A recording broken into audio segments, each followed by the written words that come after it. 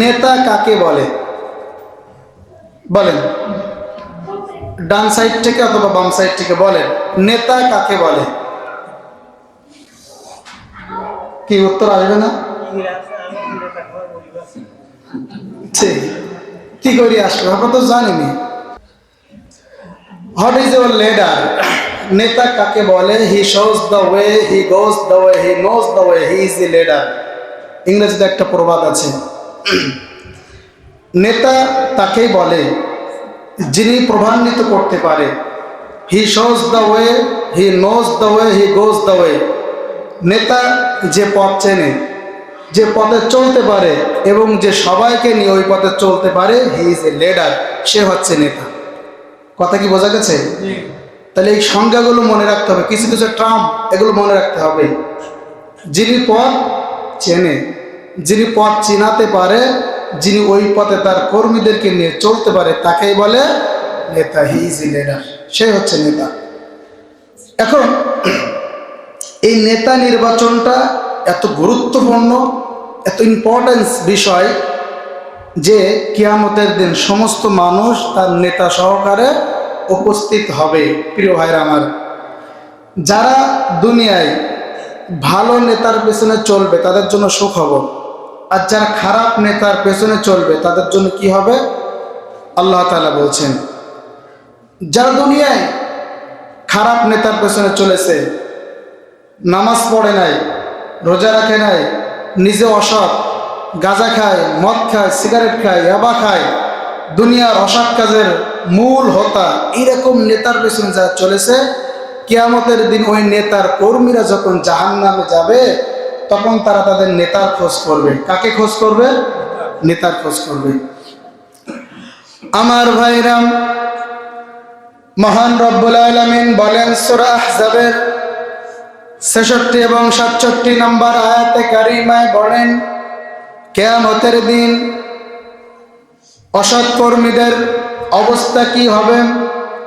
যে সমস্ত নেতারা ভালো ছিল না, ফাসিক ছিল, ফুজ্জার ছিল, দুনিয়ায় পাপাচারী করার মূল ছিল, এই সমস্ত নেতাদের কর্মীরা কিয়ামতের দিন যখন জাহান্নামে চলে যাবে, আমার ভাইরা, জাহান্নামে যাওয়ার পরে তারা বলবে, وقالوا ربنا إنا أطعنا سادتنا وكبراءنا فأضلونا السبيلا। পড়েন আল্লাহু আকবার।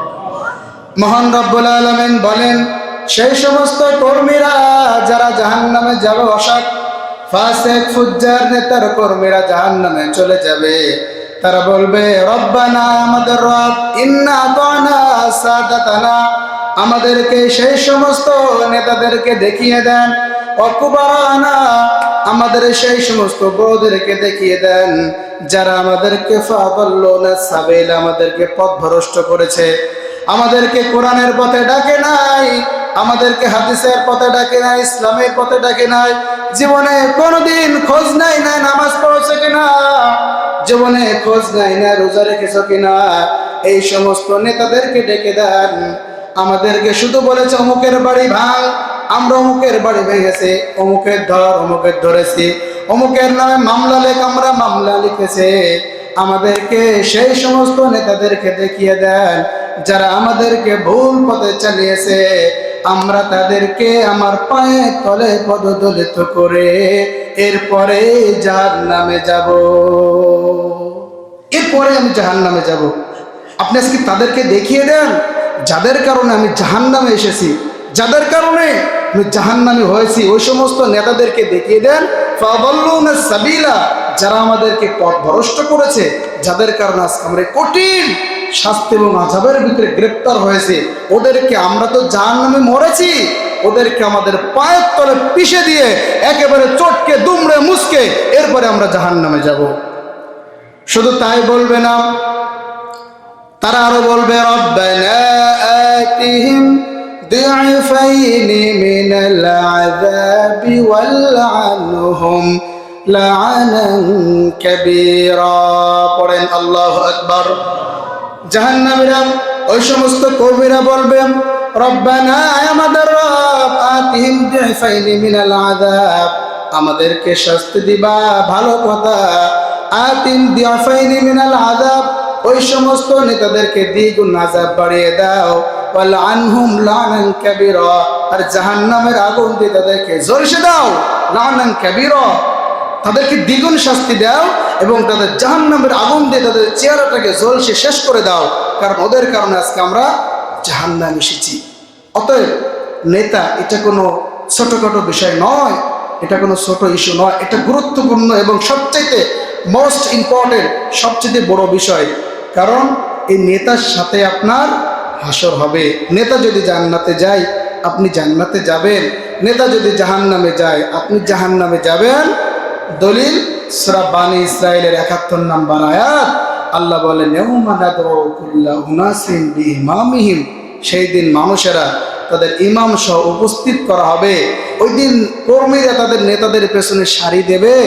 নেতাদের আমলনামা যদি ডান হাতে আসে, ফামান উতিয়া কিতাবাহু বিয়ামিনি ফাউলাইকা ইয়াকরাউনা কিতাবাহুম ওয়ালা ইযলামুনা ফাতিলা, যাদের আমলনামাটা ডান হাতে আসবে তারা সআনন্দে জান্নাতে চলে যাবে।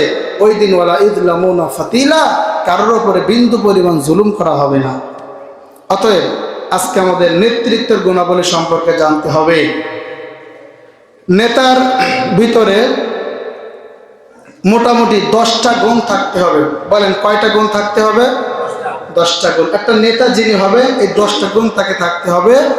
এবার আমরা মূল পয়েন্টে ঢুকছি। দেখেন আপনি যে নেতারাকে ফলো করেন সেই নেতার ভিতরে এগুলো আছে কিনা আপনি দেখবেন, এবং যারা নেতা হতে চায় এই কাজগুলো করতে হবে। যদি কাজগুলো আপনি করতে পারেন আপনার নেতা সাজা লাগবে না, সমাজের মানুষ আপনাকে এমনি নেতা বানাবে। 1 নম্বর নেতৃত্বের গুণাবলীর আলোচনা শুরু। 1 নম্বর, নেতা যিনি হবে তাকে কাজ করতে হবে। কি কাজ করতে হবে? কাজ করতে হবে। কি করতে হবে? কাজ করতে হবে। নেতার 1 নম্বর বৈশিষ্ট্য, নেতা কাজ করবে। শুধু ভাষণ দিয়ে শেষ করবে না, ওয়াসা গল্প দিয়ে শেষ করবে না, নেতাকে কাজ করতে হবে। কি করতে হবে বলেন তো? আপনি যদি নেতা হন আপনাকে কাজ করতে হবে।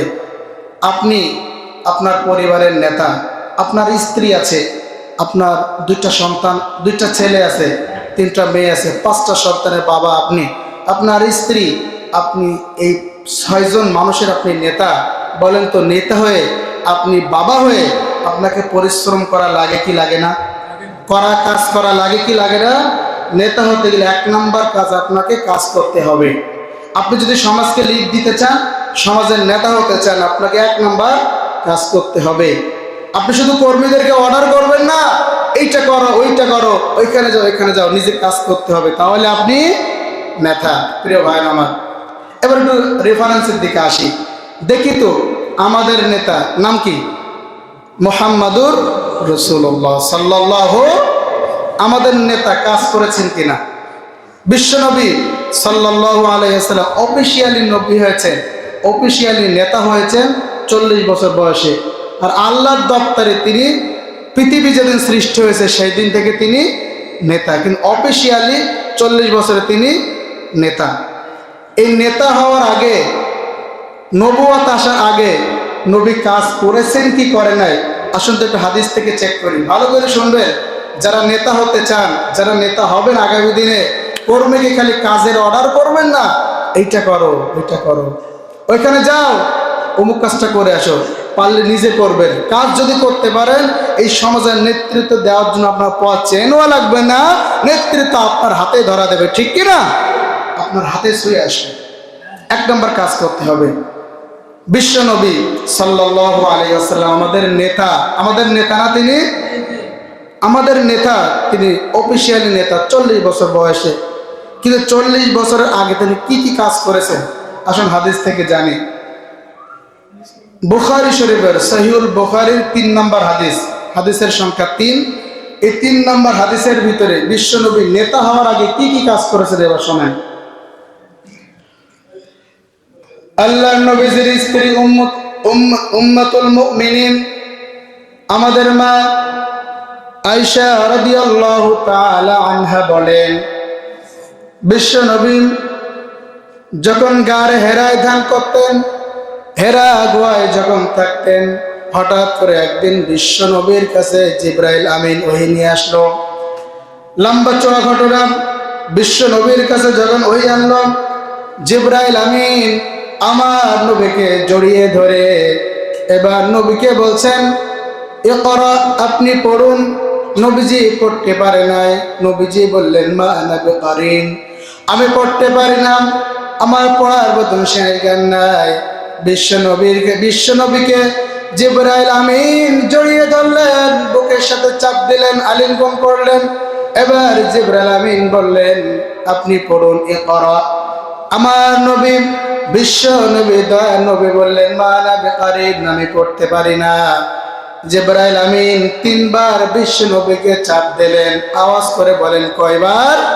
3 বার বিশ্ব নবীকে জিবরাইল আমিন বিশ্ব নবীকে ধরে তার বুকের সাথে 3 বার মৃদু চাপ দিলেন।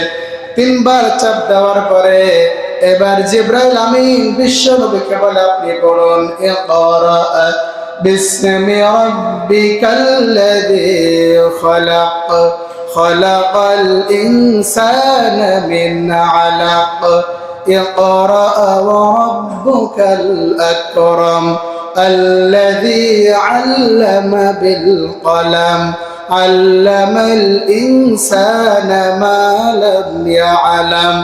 সূরা আলাকের 5টা আয়াত অবতীর্ণ হলো। আল্লাহ তাআলা নাজিল করলেন। বিশ্ব নবী এই তেলাওয়াতটা করে বিশ্ব নবী যখন ওহী পেলেন, বিশ্ব নবী থরথর করে কাঁপতে লাগলেন, যেন ভয় লেগে গেছে। বিশ্ব নবী সোজা টান দিয়ে বাসায় এসে তার প্রিয়তমা স্ত্রী খাদিজাকে ডাক দেয়, আমার খাদিজা, ও আমার তাহেরা, আমার খাদিজা কোথায়? জাম্মিলুনি জাম্মিলুনি, আমার ভয় লেগে গেছে, আমার কম্পন শুরু হয়ে গেছে, জ্বর চলে এসেছে, তুমি আমাকে কম্বল দিয়ে আমাকে চাপনে দাও। ঠিক বিশ্ব নবীর ভাষা এমন, জাম্মিলুনি জাম্মিলুনি, আমার জন্য কম্পন শুরু হয়ে গেছে, আমার জন্য ভয় লেগেছে, আমি কি একটা দেখলাম, আমি কি একটা যেন পাঠ করলাম, তুমি আমাকে কম্বল দিয়ে ঢেকে দাও। এবার বিশ্ব নবীর স্ত্রী খাদিজা একটা কম্বল নিয়ে ঢেকে দিলেন বিশ্ব নবীকে। এবার খাদিজা বলে, ও আমার খাদিজা, আমার প্রিয়তমা স্ত্রী, আমার কাছে একটু আগে একটা মানুষ আসলো, একজন ব্যক্তি এসে আমার কাছে বিশাল দেহ আকৃতির একটা মানুষ আমার কাছে কোরআন নাজিল করে চলে গেল। এমন আকৃতির মানুষ আমি আমার জীবনে পূর্বে দেখি নাই। এরকম দেহওয়ালা মানুষ আমি দেখি নাই, যারা একবার জমিনে একবার আসমানে, বিশাল দেহের একটা মানুষ, আমি আমার লাইফে এরকম মানুষ দেখি নাই। আমি ভয় পেয়ে গিয়েছি। আমার মনে হয় আমি কোনো বিপদে পড়ব, আমার মনে হয় আমি কোনো ক্ষতির ভিতরে পড়ে যাব, আমার মনে হয় আমার লাইফে বড় ধরনের কোনো বিপদ সামনে আসতেছে। তিনি এই সমস্ত চিন্তা করে আমাকে যেন বিপদ হয়, আমি যেন বিপদে পড়ে যাই, আমার জন্য কে জানি ক্ষতি করবে, আমি ক্ষতির ভিতরে পড়ে যাব, এই চিন্তা করছেন। আর খাদিজার সাথে বলছেন। তখন খাদিজা তার স্বামীকে কিভাবে সান্ত্বনা দিলেন, তিনি কি কাজ করতেন, এবার তার স্ত্রী স্টেটমেন্ট দিচ্ছে। দেখেন, বিশ্বনবী নেতা হওয়ার আগে কেবলই তো 40 বছর বয়সে মানে হীরা গোয়ায় নবুয়ত পাইলেন, কিন্তু নবুয়ত পাওয়ার আগে, নবী হওয়ার আগে, নেতা হওয়ার আগে তিনি কি কাজ করেছেন, এবার তার স্ত্রী বলতেছেন। খাদিজা বলেন, ও আল্লাহর নবী, আপনি টেনশন করবেন না, আপনি হতাশাগ্রস্ত হবেন না, আপনি টেনশনগ্রস্ত হবেন না। ইন্নাকা লাতাসিলুর রাহিম, আমি আপনাকে বলি, কাল্লা ওয়াল্লাহি মা ইখজিকাল্লাহু আবাদান, কাল্লা, কখনো নয়, আল্লাহর কসম করে বলি, মা ইখজিকাল্লাহু আবাদান, আরশের মালিক আপনাকে কখনো অপমান করতে পারে নাই, আরশের মালিক আপনাকে অপদস্থ করবেন না, কারণ আপনার ভিতরে কয়েকটা মহৎ গুণ আছে, এই মহৎ গুণগুলো যার ভিতরে থাকে আরশের মালিক তার কোনোদিন ক্ষতি করতে পারে না। ও আমার স্বামী, আপনি টেনশন করবেন না, হতাশাগ্রস্ত হবেন না, আপনি ভেঙে পড়বেন না। কাল্লা মাল্লাহি কাল্লা ইখজিকাল্লাহু আবাদান, আরশের মালিক আপনাকে অপমান করবেন না, কারণ আপনার ভিতরে অনেক গুণ আছে। কি গুণ? এবার খেয়াল করেন। খাদিজা বলছেন, আপনার আপনার নেতা কেমন এটা যদি জানতে চান নেতার স্ত্রীর কাছে খোঁজ নেন, ঠিক কিনা? আপনার নেতা কেমন এটা যদি জানতে চান আপনার নেতার যে গাড়ি চালক আছে তার কাছে খোঁজ নেন। আপনার নেতা কেমন এটা যদি জানতে চান আপনার নেতার বাড়ির যে কাজের লোক আছে তার কাছে খোঁজ নেন, জানতে পারবেন, ঠিক কিনা? আসল চেহারা বেরিয়ে আসবে। আপনার স্ত্রী যদি আপনার সম্পর্কে ভালো সার্টিফিকেট দেয় আপনার নেতা ভালো। এবার খাদিজা বলে, ও আমার স্বামী আপনি টেনশন করবেন না, আপনার ভিতরে এক নাম্বার ভালো কাজ আছে, ইন্নাকা লাতাসিলুর রহিম, আপনি আত্মীয়তার সম্পর্ক বজায় রাখেন। এই মক্কার জমিনে মানুষগুলো আত্মীয়তার সম্পর্ক বজায় রাখে না, সম্পদের কারণে, হিংসার কারণে সে তাদের আত্মীয়তার সম্পর্কগুলো নষ্ট করে দেয়। ইন্নাকা লাতাসিলুর রহিম, সেই দিক থেকে আপনি আত্মীয়তার সম্পর্ক বজায় রাখেন। এই ভালো গুণ যার ভিতরে আছে আরশের মালিক তাকে কোনোদিন ক্ষতি করতে পারে না। ইন্নাকা লাতাসিলুর রহিম, আপনি আত্মীয়তার সম্পর্ক বজায় রাখেন। আজকে কি আমাদের আত্মীয়তার সম্পর্ক বজায় আছে? জোরে বলেন, বজায় আছে? কিয়ামতের একটা লক্ষণ, কিয়ামতের আগে মানুষ আত্মীয়তার সম্পর্ক ছিন্ন করবে, তার বন্ধু বান্ধবকে আপন করে নেবে। এখন এটা হচ্ছে কি হচ্ছে না? জোরে বলো, হচ্ছে কি হচ্ছে না? বন্ধু বান্ধব আপন হচ্ছে আর আত্মীয়তা দূরে চলে যাচ্ছে। এখানে অনেক মানুষ এমন আছেন প্রভুর সাথে কথা হয় না, অনেক মানুষ এমন আছে চাচার সাথে কথা হয় না, এরকম আছে কি না বলেন? আল্লাহর নবী কি কাজ করতেন নেতা হওয়ার আগে? ইন্নাকা লাতাসিলুর রহিম, আপনি আত্মীয়তার সম্পর্ক বজায় রাখেন। তারপরে তাহমিলুল কাল্লা, 2 নাম্বার, আপনি গরিব অসহায়দেরকে বোঝা বহন করে দেন। যে সমস্ত দুর্বল দুস্থ মানুষ যারা বোঝা বহন করতে পারে না আপনি তাদের বোঝাটা বহন করে দেন। দেখেন নেতার কাজ কি, খেয়াল করেন। অবশ্যই অবশ্যই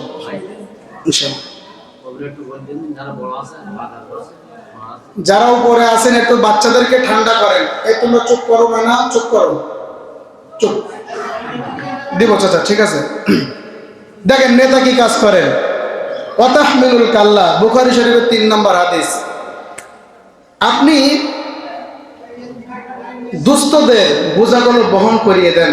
যারা মাথায় করে কাঠ নিয়ে যায়, যারা বহন করে নিয়ে যেতে পারে না আপনি সেই কাঠটা মাথায় করে নিয়ে যান। যারা পাথর উত্তোলন করে মাথায় করে নিয়ে যেতে পারে না আপনি তাদের পাথরগুলো বয়ে দেন। যারা বস্তা মাথায় করে নিয়ে যেতে পারে না তাদের বোঝাগুলো আপনি বইয়ে দেন। তাহলে এগুলো কি কাজ নয়? বলেন, কাজ নয়?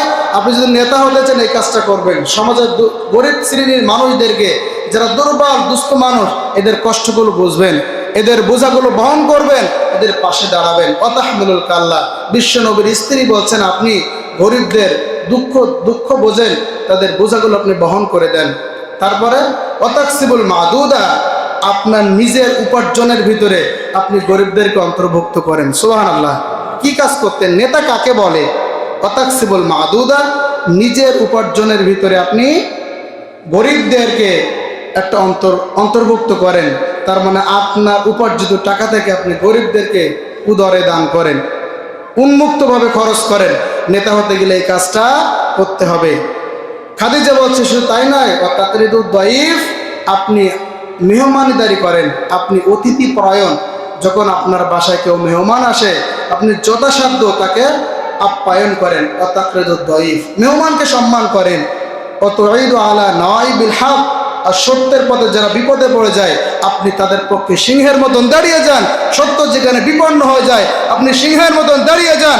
অথবা এই 5টা কাজ যার ভিতরে থাকে আল্লাহর কসম দিয়ে বলি আরশের মালিক তাকে করতে করতে পারে না। অতএব শিক্ষা নিতে হবে। এই আমার নবী নেতা হয়েছেন অফিসিয়ালি 40 বছর বয়সে, তার আগে তিনি কাজ করে দেখিয়েছেন। আপনি যদি নেতা হতে চান, আগামী দিনে নেতৃত্ব আপনার হাতে আসবে না, যদি আপনি চান বক্তব্য দিয়ে নয় কাজগুলো করেন, সমাজে কাজ করেন, নেতৃত্ব আপনার হাতে ছুঁয়ে চলে আসবে, ঠিক কিনা? আপনার হাতে ধরা দেবে। কাজ করেন, কিন্তু কাজ নাই, শুধু কর্মীদেরকে অর্ডার করে, এরকম নেতা মনে হয় নাই। কি ভুল বলছি নাকি প্রিয় ভাই আমার? এর জন্য 1 নাম্বার আমাদের কাজ করতে হবে। খাদিজা বলছে তার স্ত্রী তার স্বামী সম্পর্কে এই স্টেটমেন্ট দিচ্ছে, আপনার ভিতরে ভালো কাজগুলো আছে, আপনি আত্মীয়তার সম্পর্ক ভালো রাখেন, আপনি গরিবদের বোঝা বহন করিয়ে দেন, নিজের উপার্জনের ভিতরে আপনি গরিবদেরকে অন্তর্ভুক্ত করেন, আপনি মেহমানকে সম্মান করেন, আর সত্যের জন্য আপনি জীবন বাজি রেখে দাঁড়িয়ে যান, এই কাজগুলো যাদের ভিতরে থাকে আমার আল্লাহ তাকে কখনো অপমান করতে পারে না। এজন্য নেতার গুণ বলেছিলাম 10টা, কয়টা বলেছিলাম? 10টা। চলছে কয়টা? একটা। প্রিয় ভাইরা আমার, সময় আমাদের শেষ, আমরা সামনে আর যাব না। আল্লাহ বাঁচায় রাখলে, যেহেতু সামনে নেতা নির্বাচনের সময়, এই জন্য নেতা যারা হবেন আমি তাদেরকে বলবো এই কাজগুলো করেন আগে, এখন থেকে কাজ শুরু করে দেন, নামাজের পর থেকে কাজ শুরু করবেন। নেতা হতে চাইলে নামাজের পর থেকে সমাজের জন্য কাজ করতে হবে, নেতা সাজলে হবে না, কাজ করেন, অটোমেটিক জাতির মানুষ আপনাকে নেতা বানিয়ে দেবে, ঠিক কিনা? এই জন্য কাজ করতে হবে।